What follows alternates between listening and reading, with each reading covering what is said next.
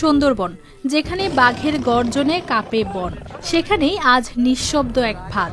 বনের গভীরে এই ফাঁদ বাঘ ধরার জন্য নয়, হরিণ শিকারের জন্য।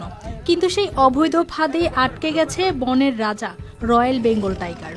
সুন্দরবনের মোংলা অংশের সড়কের খাল সংলগ্ন এলাকায় চোরা শিকারীদের পাতা তারের ফাঁদে বাঘ আটকে পড়ার এই ঘটনা সামনে এনেছে ভয়াবহ বাস্তবতা। হরিণ ধরতে পাতা ফাঁদ আজ বাঘের পায়ে। একটি ফাঁদের মধ্যেই ধরা পড়েছে দুই অপরাধের ছবি। একদিকে নিষিদ্ধ হরিণ শিকার, অন্যদিকে সেই শিকারের ফাঁদেই বন্দী বাঘ। খবর পাওয়ার পরপরই বন বিভাগ ঘটনাস্থলে পৌঁছে পরিস্থিতি নিয়ন্ত্রণে আনে। বাঘটি উদ্ধারে বিশেষজ্ঞ দল গঠন করা হয়েছে। নিরাপদে উদ্ধার নিশ্চিত করতে এলাকায় নজরদারি ও প্রস্তুতি জোরদার করা হয়েছে। এই বাঘ কেবল একটি প্রাণী নয়, এটি বন রক্ষার প্রতীক। আর সেই প্রতীকই আজ শিকারীদের লোভ আর অবৈধতার শিকার।